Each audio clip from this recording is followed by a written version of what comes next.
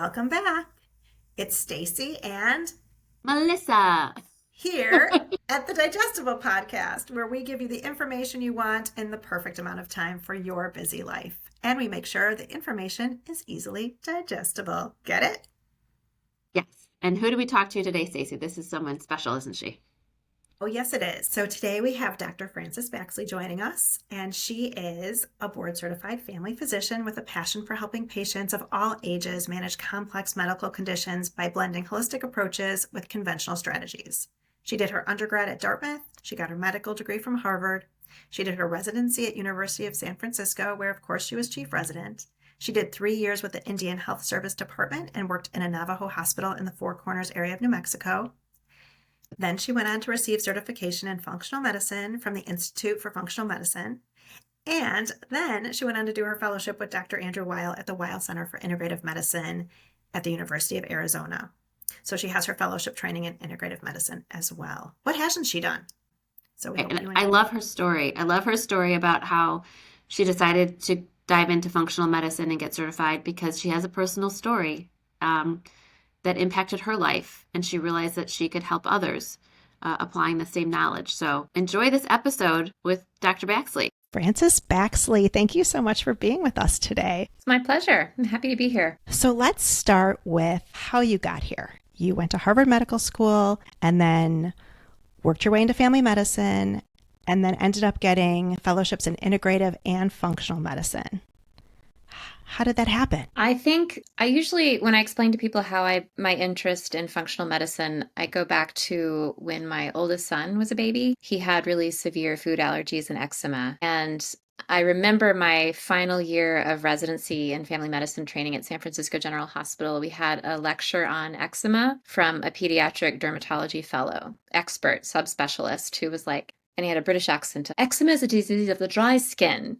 And you put moisturizers and steroid cream, and I can't do that accent very well. And so then when my baby had just horrible eczema all over his body around the age of 4 months, I noticed that his skin got worse based on what I was eating, and I was breastfeeding him. And I was like, how come they never said that in the lecture, that there was an association between food and what was happening with my son's immune system and his skin? And so I thought, I think there's some gaps in my knowledge here. And I had a colleague who was working at the same hospital where I was working, who was starting her functional medicine training, and she introduced me to the modules. And so once I went down that path, it was just intellectually so much more satisfying, that way of looking at things. I think one of the ways I describe how functional medicine is different from the conventional approach, and I'm always very careful to say it's not better than, it is different than. I think the two really marry well in many ways. But it's sort of, when you have a constellation of symptoms in conventional medicine, you do an exam and you collect objective data, you listen to a person, you hear the story, and you try to arrive at a diagnosis. And once you have the diagnosis, that puts you along a treatment algorithm, a diagnostic and a treatment algorithm. And sometimes it feels like the end of inquiry at that point. It's like, now we know what to do because we know where you belong and who you're the same as, and therefore what meds we should use, that kind of thing. Not always. Whereas in functional medicine, kind of figuring out what things are out of balance is where the inquiry really starts. That's where you really start digging and try to get into root cause. And so that, to me, just immediately felt really appealing. I was really tired of the whole algorithm approach by that time of my training. Of course, we were trying to help your child, and all the things you know to do aren't working. Yeah, I felt like the tools that I received in my training were different from what I hoped to receive when I went to a physician with questions about my own health or my family's health. And so I thought, okay, if I'm hoping to receive something different for myself, I need to be able to offer people something different too. But you didn't only just go down the functional medicine path. You also did a fellowship in integrative medicine. Mm-hmm. So do you use those together? Do you use them separately? Can you explain to our listeners what the difference is between the traditional medicine? There's really a lot of overlap. I mean, the reality is that I did the integrative medicine fellowship because I was working at a hospital-based system that was affiliated with the university. And so I needed the integrative medicine fellowship in order to be able to teach residents. And I'm so glad I was required to do it because it's really enhanced my practice a lot. Functional medicine and integrative medicine are really very similar. And so there's sort of a community that grew around Andrew Weil, just a lot of people who've been affiliated through the years with the University of Arizona Center for Integrative Medicine. Functional medicine kind of grew out of a group like Leo Galland and Jeff Bland, Mark Hyman were early thought leaders. In my own practice, I feel like the way in which the integrative training really enhanced what I am able to offer people was around learning more about holistic healing traditions from around the globe, like really informing me about principles from traditional Chinese medicine and Ayurveda that don't really infiltrate as much in the functional medicine training. So with functional medicine, it sounds like you're digging down to find underlying cause, and there's a lot of methods to get there. And I'm sure we'll ask you to explain that a little bit too.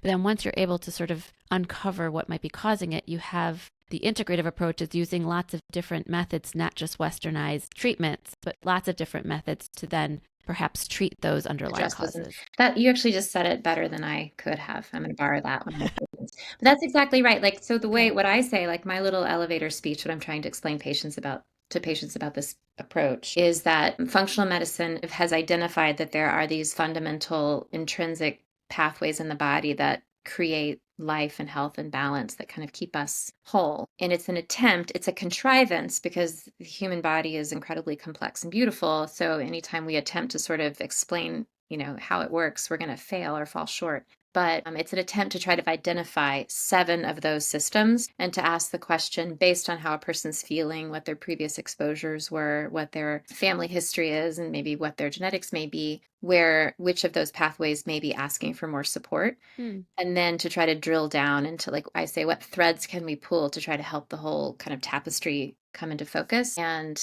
I think integrative medicine is similar. Like Andrew Weil in his book Spontaneous Healing, he talks about intrinsic healing, like the intrinsic pathways that allow us to have spontaneous healing. So I think we're kind of talking about the same things. It's just that in functional medicine we get really specific. It's how the body makes energy. I mean, I could list them off for you at 7. And so it can be a really nice framework when you have just like very complicated, complex things that a person has been struggling with, and they've been to like 5 different specialists and they've had lots of diagnostics done and they're on all kinds of medications and they still feel really badly and they start to lose hope that there's more they can do to feel better. And you just say, let's go back to basics and just say, how's your body making energy? How's your immune system working? How's your gut assimilating nutrition? How's your body handling exposures and transforming them into a form that you can eliminate? And how can we support those? Let's get away from diagnostic labels, and that can kind of give people a renewed sense of like, okay, there's possibility.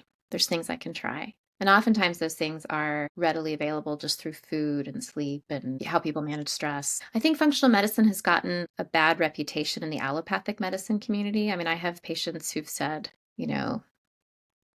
that they've had very negative experiences from allopathic doctors who rolled their eyes when they said that they were trying functional medicine. And I think that comes from... What is an allopathic doctor? Oh, in case MD. Our listeners don't know. Sorry, an MD. So if you're a conventional, I say these terms like they're not good or bad. It's just conventional Western medicine. Usually you've gone to either an allopathic medical school where you finished your training with an MD after your name, or an osteopathic medical school where you finish your training with a DO, a doctor of osteopathy.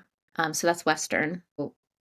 Anyway, I think sometimes when we try to explain to patients, like, let me give you my sense as to what's going on, again, you're explaining like all these different pathways. So patients will go to their treating gastroenterologist, neurologist, and they'll say, instead of saying like, this is what I feel, they'll say, I have mitochondrial dysfunction and leaky gut. And the treating doctor is kind of like, what are they telling you? So sometimes it gets lost in translation. And this has been the problem, that there isn't enough talk between fields. Like, I think that's the other thing that's really nice about now that I've been practicing integrative medicine, is I noticed that there's much more time that practitioners who do this kind of work have to talk to each other to support patients. There's more wraparound care. Doctors are so busy and they don't have the time built into their schedule week to week to spend time talking to each other about shared patients. Why is that, do you think? That's a tangent right there. So most conventional MDs, they see a lot of patients. They have 15 minutes. They have to write notes at the end of the day. And from what I understand, functional medicine doctors take much more time with their patients. How can you do that? So usually if you're in functional medicine, you're your own boss and you're the doctor's in charge of the schedule. If you work in a system where you're seeing patients in 15-minute intervals, nobody wants to do that, but they're told they have to, because they have to meet their... I see. the institution's requirement for Okay. productivity. That is helpful to know. Can Thank you. I ask, why don't more people know about integrative and functional medicine, or that it even exists? I feel like I will meet people and they'll say, oh, I went and saw all these specialists at all these fancy hospitals, and it wasn't until I got to integrative medicine or functional medicine that I started to feel better. Like, why don't people know to try it? Well, I think it's not integrated into mainstream hospital-based systems. I don't know how common that is around the country, that these multidisciplinary specialty groups would have integrative medicine along with cardiology and gastroenterology. I think it's also about the reimbursement, that a lot of times integrative medicine isn't, the services we offer aren't recognized Covered. by insurance companies as something that's reimbursable, so it's harder to market it to a wider insurance base. I think it's not as accessible, unfortunately, for that reason. Makes sense. But it also makes me sad. I feel like everyone needs some integrative or functional medicine. What happens at a functional medicine doctor appointment? Like, what is the appointment like? What tests do you run? How is it different than going to see your regular internal medicine doc? So I'll speak from my own experience. The way I've structured my practice is that my initial visits are an hour with people, and I ask that people fill intake questionnaires out ahead of time to give me a little bit of a survey overview of how they're feeling, where the pain points are, so to speak, to give me a sense as to past history and experiences. And then when I'm asking questions about what's going on, I go way back early in life. So I want to know about childhood. I want to know about how their mom's pregnancy was. I'm really interested in family history. I'm really interested in diet and lifestyle and sleep, stress. So that's probably one difference. I think the kinds of labs that are done are generally pretty different. The labs I do depend on what the problem is. And you can get a little overwhelmed with the labs that are available. And that can create some health anxiety, I think, because the way I explain it to people is anytime you're like lifting the hood and looking under the hood of a very complicated system, there's always going to be things that are outside the normal reference range. And it's always important to recognize if this is going to be a person that's going to have a lot of health related anxiety as a result of that. So I'm trying to be discriminating about when to order certain labs and when to keep it more streamlined. But an example would be if somebody came for issues with weight loss, for instance, I might look a little bit more deeply at thyroid and some, more of the thyroid measures than what would traditionally be done in a routine internal medicine visit. There's biomarkers that look at inflammation that are related to heart disease risk. I might look at an extended lipid panel. So what happens at a functional visit really depends on the patient and what the problems are that they're bringing. And I've really tried hard to not make it feel like a cookie cutter approach. I don't have that many boilerplates. It's based on each individual person's needs and style and how they need things explained. That's nice. It sounds very personalized. It does, yeah. Yeah, I try to make it personalized. What type of patients do you usually see? I mean, is it people that coming in with specific issues or just people coming for a healthcare visit, like a wellness visit? Do you have a specialty? I don't do wellness visits because I don't do primary care anymore. I used to. That was my training, and that's what I did for about 18 years before. So since 2008, that's what I did until 2024. So I don't do wellness visits. I'll give you an example. So I am a family physician, which means that I'm comfortable with children. I'm comfortable with elderly. I'm comfortable with women's health issues. That's a nice thing about family medicine. In a given week, I'll see a few kids, maybe some grade school children with attention deficit issues, or sleep problems or digestive issues. I'll see some adolescents. I've seen a lot of people lately with symptoms of long COVID. A lot of people come to me with digestive issues. That's sort of one of my favorite things to do is to help people with gut stuff. We're going to talk about that. We're going to ask. Okay, good. Yes, we are. Arthritis, autoimmune, dementia. So people come to you with a problem. They come to you with a problem they need Yeah. solved. Traditionally, when they come to you, have they already been to other doctors and they're frustrated, or did they? They may. Oftentimes, people come and they say, like, I absolutely love my neurologist. I love my gastroenterologist. I just want another perspective.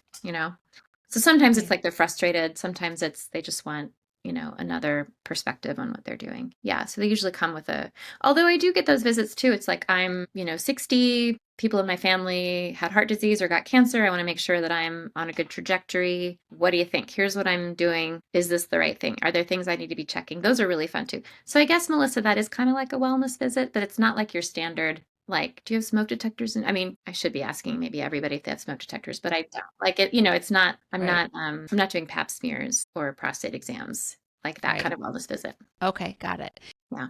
So if someone could come to you who's like generally healthy, they exercise, all the things, but they're starting to age, and on maybe like all of a sudden a test is coming up different, right? Like their Hmm. cholesterol's high, or they have high blood pressure all of a sudden, or their A1C is starting to creep up.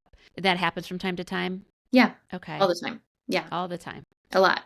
Every Okay, week. okay, So how do great. you help So those patients that just have, like, they've been healthy all along and they are hitting middle age and they're like, okay, now all of a sudden I have high cholesterol and a high Yeah. A1C. Like, what are you doing for them? So if somebody comes and they say, okay, now I have an A1C of 5.8, and this is the first time, it's always been trending up, I'll say, how are you eating? How much activity do you get? What's your family history? Were you ever pregnant? Any gestational diabetes? One thing that I do differently probably than what would be typical in a standard exam is if you have a high A1C, I really like to discriminate between whether it's from insulin resistance or other factors. And so I think it's helpful to check a fasting insulin if somebody has an elevated A1C, because sometimes you can have a normal A1C and a high fasting insulin. And that's really important to recognize. We're seeing that all the time in adolescence, unfortunately, with sort of the epidemic of obesity in children. Kids can keep their blood sugar in a normal range at the expense of really high insulin for several years. And if you catch that early, you can kind of help avoid prediabetes and type 2 diabetes. so if someone has high insulin, it's an indicator that maybe their pancreas and are working overtime, and you might end up with some kind of insulin resistance eventually. Yes, it usually is a sign of, yeah, insulin resistance. Okay. And so if someone has an A1C that's high and they have a low fasting insulin, that's where it gets trickier. And so then you have to ask the question, okay, this isn't the typical insulin resistance that's causing this. Let's look at other factors. Like, is your pancreas have all the resources it needs to make enough insulin? Are you eating enough protein in your diet? Do you have enough B vitamins for the energy demands of the pancreas? We often will have people wear a continuous glucose monitor just so that they can kind of see the associations between what they're eating, how their energy levels are, what their blood sugar is doing. Oftentimes there's problems with like digestion. So people might be eating really well and have a really well balanced diet, but they have a lot of gut issues, or they're like super stressed and they can't absorb or break down the proteins in their food. So we'll do probably an expanded group of labs than what would typically be done. And I think it's helpful because I think otherwise sometimes it's just a reflexes to start metformin or say take berberine, but you might be missing some of the other upstream causes that could actually help depending on what's going on with the individual. And do you also, along those lines, if someone comes to you and they're like, listen, out of nowhere, I'm gaining weight, are you also helping them with diet change? Oh yeah. Yeah. Yeah, I think one of the things that I hear a lot is like, I haven't changed anything. I always, I exercise, I eat well, nothing's changed, but my body is not Yeah. behaving the same anymore. Enough, it's part of aging. So all of a sudden they have to change what they eat. And I know like a lot of doctors won't tell their patients that necessarily, but you work with them to help with lifestyle Yeah. changes and things. I mean, I Okay. think so. A lot of times it is hormonal, right? That there's just hormone shifts in the body, and that causes a redistribution of fat and a change in body composition. And you have to you have to train skeletal muscle harder, get enough amino acids, eat enough protein to not lose muscle. I think the other thing is there's a lot of environmental exposures to obesogens. Like, these are molecules that we encounter just through daily exposures that tell fat cells to grow and replicate. I think a lot of times people don't eat enough and they're slowing down their metabolism.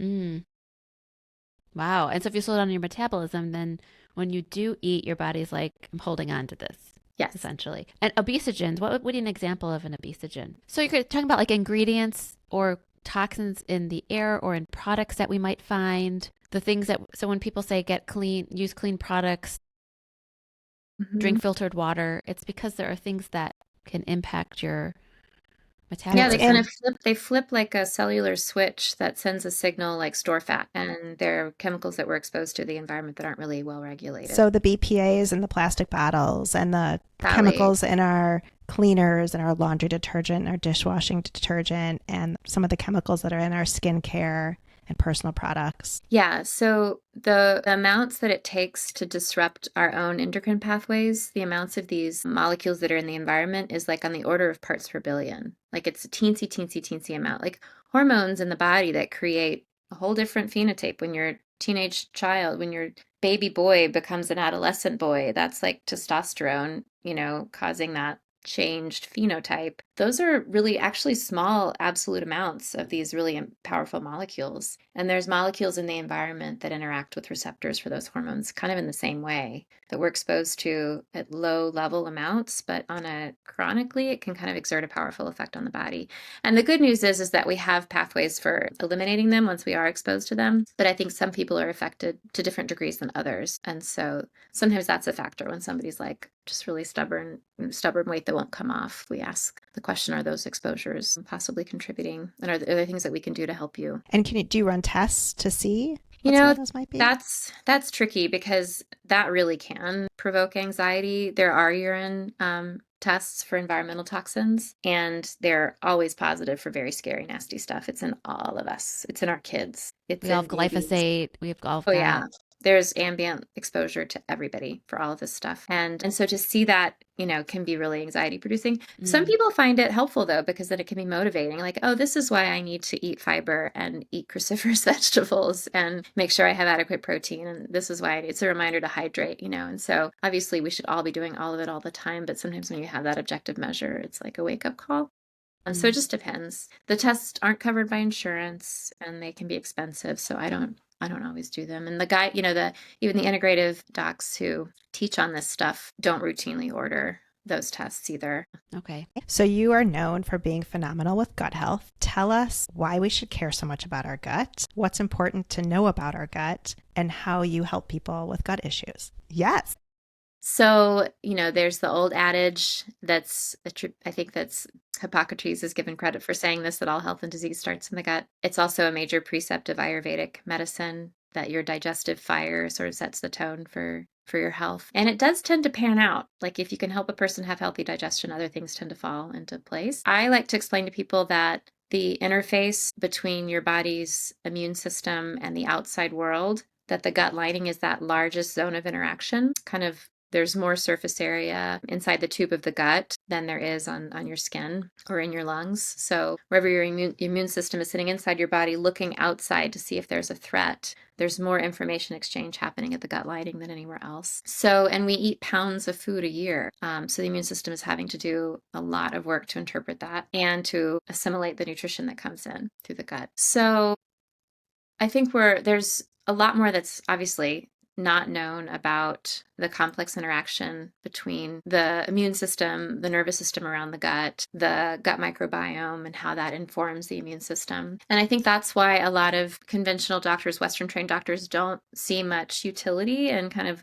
doing gut testing or looking at the gut microbiome, for instance. Because it's true to say, like, we just don't know enough yet to derive useful therapies from the information we get from that kind of inquiry. But I think we know a lot. And I think that because the therapies that we're recommending on the basis of those testing are generally very safe and not high risk, that it's worth a try, and it helps people. Very often people feel a lot better. I do, when I'm talking about those 7 pathways, those 7 systems that are essential for health and being in balance, very often the gut comes up as being related to all of them as a central place to start to try to help people restore balance, just improving nutrition, lowering inflammation, opening up pathways for detox, improving energy production. If you can fix and help the health of the gut, then you can oftentimes help a lot of the other pathways that might be out of balance. Tracy, So Missy and I both come from a family, or we come from the same family, that has horrible guts. We have IBS, which is like don't talk about your gut that way. A non-diagnosis diagnosis.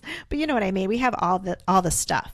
So if we were to come in to see you, what are you doing with us? How are you analyzing us, and what do you do to fix us? I would want to know, I would say, so were you born via C-section or vaginally? Like, what was your mom's pregnancy like? Did she take a lot of antibiotics? Did she smoke? Were you born preterm or term? Were you breastfed or formula fed? And then in early childhood, were there moments where there might have been something that was like an insult to the gut microbiome? Was the normal establishment of sort of what's considered a healthy infant gut microbiome, was that interrupted in any way? So that's helpful to know. I'm really interested to know about early adverse childhood experiences. If a person's home life was where there was a lot of upheaval, if there was any abuse, if there was any trauma, sort of how the nervous system gets wired from an early age can affect how the gut works, just because a lot of people are familiar with sort of the fight, flight, rest, digest thing. I think a lot of people are just kind of always in this like fight flight state. And the way I explain it is if you sort of are swimming in a soup of adrenaline and cortisol, then the glandular parts of your physiology get dialed down a little bit because they're not essential for immediate survival in the face of threat. So that includes the production of digestive juices, and gut motility kind of takes a hit. And you should read the Robert Sapolsky book if you haven't already on why zebras don't get ulcers, because he kind of explains the physiology of that. It's really entertaining. Ooh, I want to I'm read writing that down right now. I know, right? Yeah. Why zebras don't get He's ulcers. a very funny writer and a researcher. I don't know if he's retired, but he was at Stanford, like a neurophysiologist maybe, and he's really Very cool. and smart. And he wrote a few books. A Primate's Memoir is really good, and Why Zebras Don't Get Ulcers. Sort of Okay, so we explains come how. in and you take this whole history of us, and what happens next? And then what do you do? It depends on, so in functional medicine, there's a protocol called the 4R protocol, and I'll often just start there without doing any testing. I mean, obviously you want to know how someone's eating, and if their diet is just full of things that are probably not good for them, we'll just clean up the diet a little bit and then, reassess how that affects symptoms. But oftentimes I'm starting right off the bat with the 4R protocol. So that's replacing digestive enzymes, repairing the gut lining, removing potentially pathogenic microbes in the gut microbiome, and then restoring kind of the normal gut motility. Sometimes we say relax, or basically kind of adjusting the nervous system so that there's usual, normal motility. So I'll sometimes just have people try apple cider vinegar with meals. I'll give digestive enzymes or have them do bitters for enzymes. We sort of think about some key nutrients that are really important for the gut, the cells that line the gut, to be able to have replace themselves every 3 days, and for there to be good permeability of the gut lining. And so that's omega-3s and zinc and vitamin D. Just Good things to be taking anyway if you are deficient, especially, right?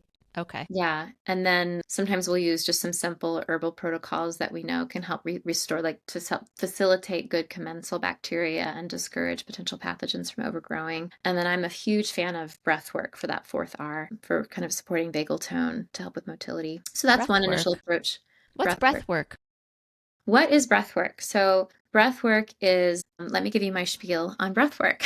Okay. I talk about this a lot with patients. So, because this can help a lot of things, can't it? Breath work. Okay. So breath work is a really wonderful way of taking a back door into the brain's arousal center. So what's interesting about how your brain works is that your senses, your eyes and ears and taste receptors and touch receptors, are constantly feeding information from the external world into your brain to kind of, to interpret it so that you can make sense of your surroundings. And sensory information reaches your brain's arousal center, that ancient part of your brain that is there to either respond to a threat or not. It reaches that part of the brain before it reaches your frontal lobes. So the difference is via a few milliseconds. So let's say, for instance, you hear a loud noise, your brain's arousal center has sort of already released a little bit of adrenaline before your thinking mind can say, oh, that was a car engine backfiring. Or that's just that shutter that's always loose and it blows around in the wind. So you might already be having that like adrenaline response. And the breathing center of the brain is kind of closely situated to the brain's arousal center. And there's bidirectional communication between that breathing center and your diaphragm. So you can kind of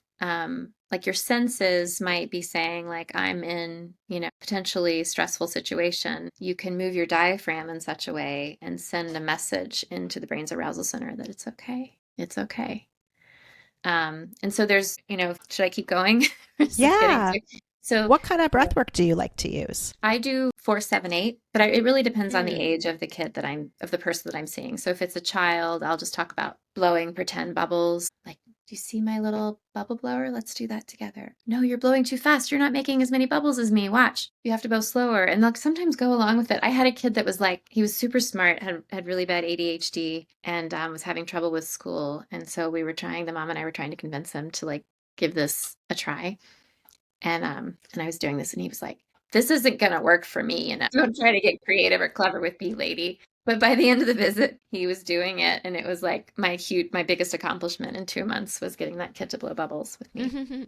That's great. What would you say to an adult like us? For an adult, I would do 4-7-8 breathing. That's my favorite. In for 4. In for 4, hold for 7, out for 8. So Andrew Weil says he does that every morning. So would it be something you would just do every day? You do it when I tell people, I think the key thing to remember about breath work is that it's most effective if you do it in a disciplined way when you're not feeling stressed. So you sort of like want to dose yourself with it. Okay. ideally twice daily, but at the minimum once a day.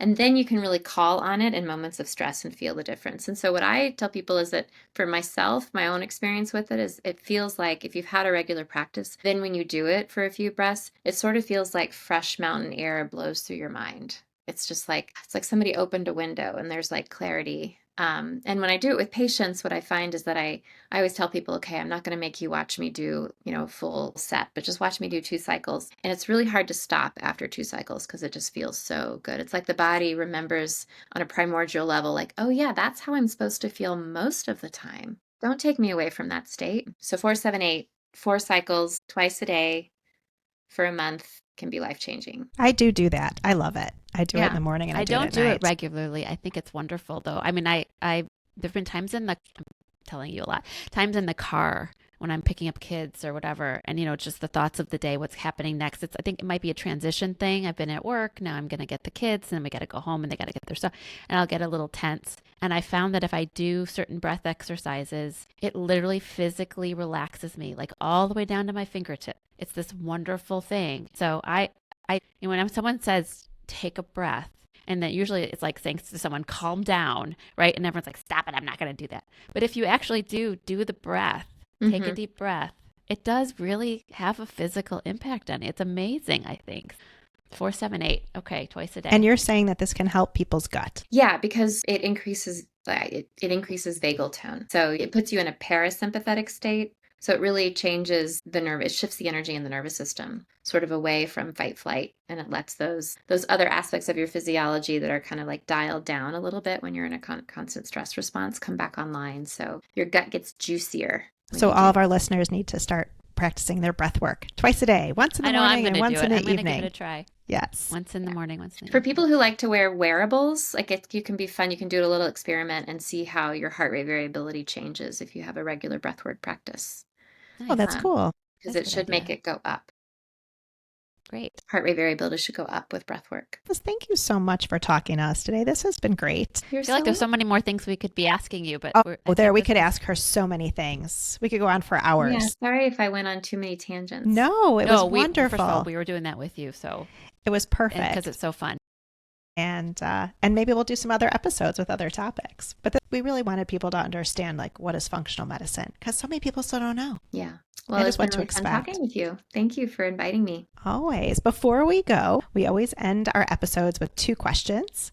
So the first one is, if you could pick the most important information from today for our listeners to walk away with, what would that be? I think that wherever people find themselves in the midst of a health problem, that there should always be hope, that there should always be the sense that there are new ways of looking at things to sort of shift the trajectory a little bit. And it can be like very small things can really change a trajectory. And if they get themselves into a place where they feel hopeless, that I would encourage them to consider integrative medicine. I like that. That's great. All right. Our second question is about you. We always say on the podcast, don't panic, just pivot. What is a change that you have made in your life that you are proud of and willing to share? Mindfulness practice, I think, has made me a better mother and a better doctor. Just kind of finding the pause, trying to be less reactive. Mindfulness practice and breath work. I'm not good about doing it every day, I'll be honest with you. But I think I noticed that the more I do it, the better I am professionally and as a family member. And also the more regular my practice, the further a little bit goes when I do practice it. That's amazing. Thank you. So if our listeners want to find you, they should find you at collaborativefunctionalcare.com. And it will be in the show notes. Thanks you so Frances. Much. Thanks for taking We've loved having you. This was fun. Yeah. Thank you. Yeah, I enjoyed it. Thank you for listening to the Digestible Podcast with today's guest, functional medicine practitioner, Dr. Frances Baxley, MD. If you liked today's episode, please share us with others. It's the best compliment you can give us. You can also send us questions or comments to info@digestiblestrategies.com. We look forward to hearing from you. And remember, don't panic, just pivot. The content shared on this podcast is for informational and entertainment purposes only. We are not medical professionals, and the views expressed here are not intended to diagnose, treat, or cure any health conditions. Always consult with a qualified healthcare provider before making any health-related decisions.